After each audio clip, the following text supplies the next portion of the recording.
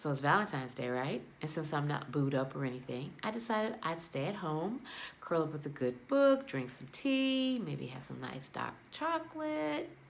So I asked my friends who are about my age, what are you guys doing for Valentine's Day? And they said, nothing. And I'm like, what? We're all energetic, intelligent, fun loving, beautiful inside and out, and nobody has anything planned for Valentine's Day? What's up with that?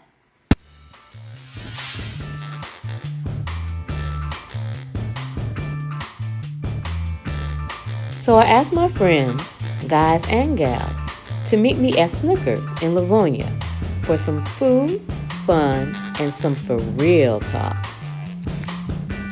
I call it the Snooker Stories.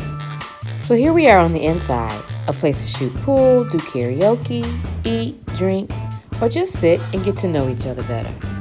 And this is where it all begins. So I'm here at Snookers waiting for the gang to arrive. All right, let's do this. My name is Tammy Hunt. I am in my mid-40s. I am a singer, play the piano. I love to laugh. I like to have a good time. I'm Robin. I'm 53 years old. Married once, divorced once. I was married for technically about 12 years. Divorce was ugly, custody battle was ugly. And I've been technically single for 25 plus years or so. Hello, my name is Karen. I am in my mid-years of life. I have children and I'm single. Hi, I'm Lynette. I like to go by Lynn though.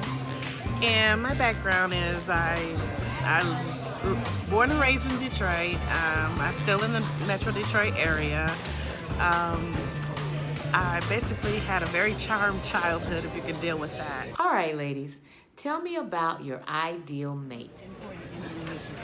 In a relationship, to be friends, to have mutual respect, to understand that nobody's perfect and that there's room for growth and room for love. I mean, real love. One of my prayers is that I find love and know what unconditional love feels like before I leave this earth. Because even though I was married twice, I really don't think I experienced love, unconditional love. I really don't. What does that mean to you, unconditional love? That means that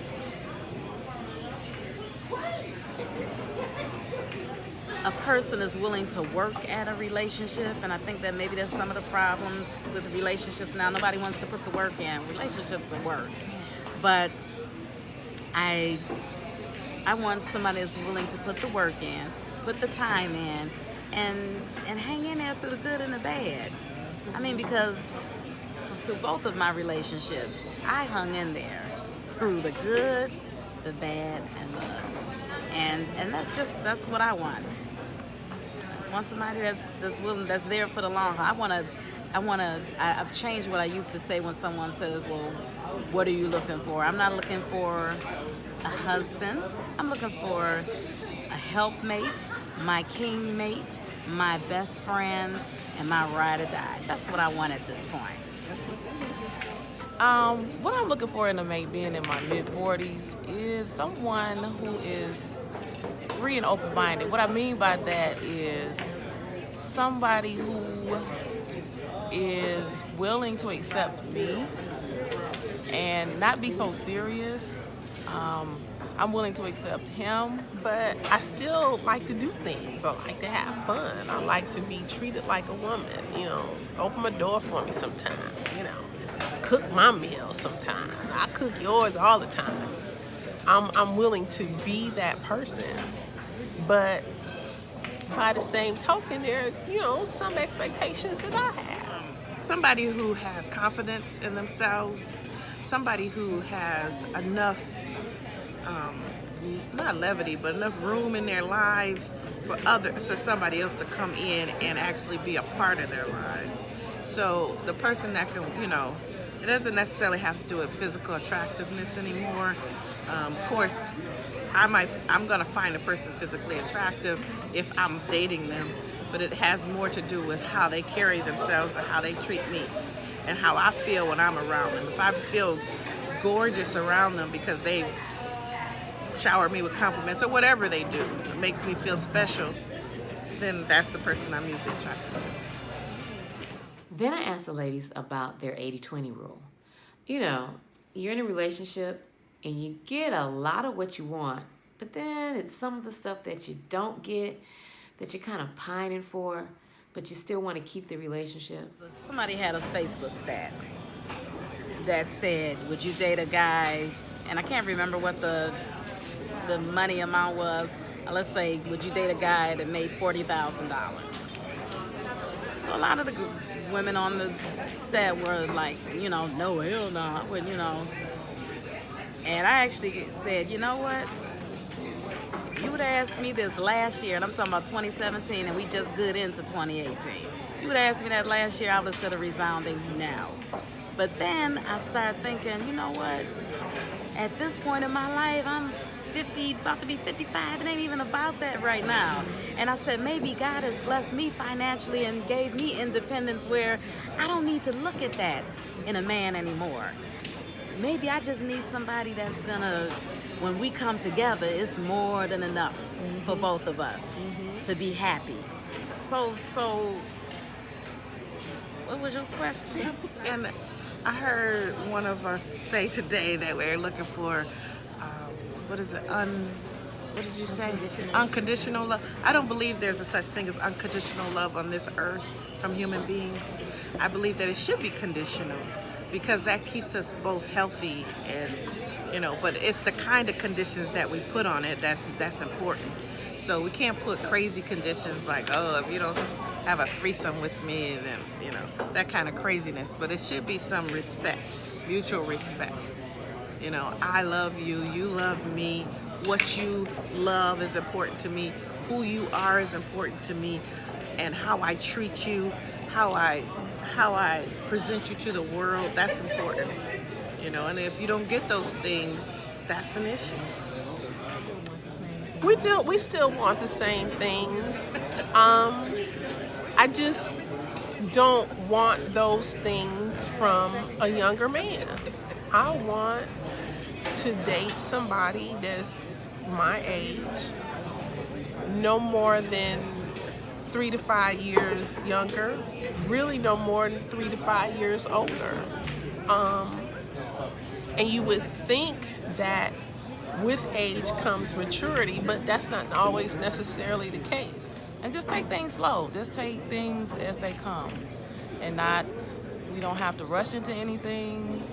And just enjoy life, go different places, experience different things, learn about each other, learn about family, his family, my family.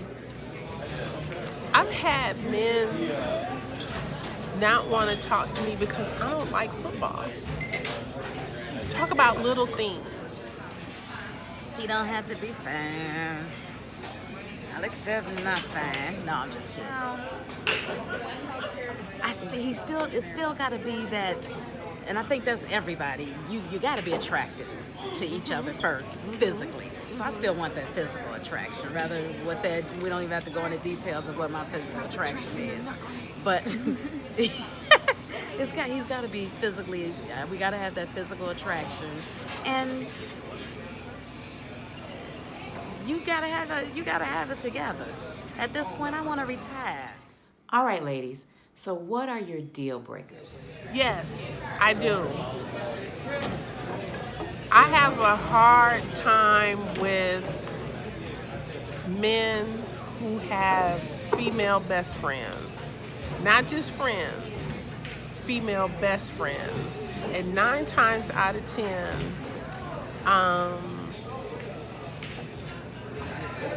these men have been in physical, intimate relationships with said best friends. I don't approve of that. So you have these women that for them, they have no problem with calling him in the middle of the night. Even though she might have a man, why you calling my man to come fix your sink, your clogged sink?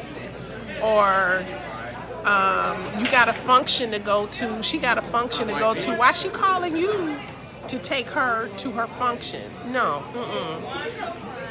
That's one of the biggest deal breakers that I've had to deal with for a long time. I don't have a problem with you having female friends. I don't have a problem with it at all. It's that best friend thing that really gets to me. If you can't let go I'm not saying kick her to the curb. I'm not. But if you can't let go of a woman from your past in order to allow this relationship to grow, I have a problem with that. I mean, your absolute deal breaker in your No next more babies. Oh my No goodness. more of these babies. Okay, no more babies. I'm not having no baby in my late 40s and 50s. No. You're not gonna be Sarah. Not gonna be Sarah. Sorry, Jesus, is that the plan? So that's your only deal breaker? A deal breaker in a relationship is cheating. That's a deal breaker. That's a deal breaker. That's a big, do you hear me? Big deal breaker. You want to know my no-nos? I want to know, what is your deal breaker? My deal breaker number 1 is you cannot be smoking. You cannot be drinking too much. And number 3, you cannot have kids you are still paying child support for. I'm sorry. Checks only gotta go one way. Checks can't be going this way, that way, and that way. No baby mama drama. I'm sorry. Unless you are definitely financially able to do that. And The conversation got a little bit dicey. Everybody has their own problems. Not just because you're not black doesn't mean that you're a better person. Right, at this point, If you just have to you have fall in love with whoever 2 you fall in legs, love with. 10 arms, 10 toes, 10 fingers, And yes, and something to work with. Yes. And size do matter. See, I was bad. We just keeping it real. Yeah, I'm keeping it real. Size do matter. You can't be fine and flippy. But I think what we were.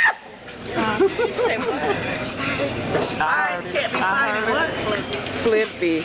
You said flippy. But that makes sense. Use your imagination. I don't know what it is, but that makes a whole lot of Yes, sense. I'm taping this. Oh, this going on YouTube. Oh, yeah. And I bet you're asking, where are the fellas? Maybe next time. Okay, that's it for episode 1. Now in episode 2, I asked the ladies, what do you think is the issue with dating right now in our 50s? But to see that episode, you gotta hit the subscribe button. All right? So, until next time, April out. You know, you can always leave me a comment in the section below. And don't forget to hit that subscribe button. Until next time.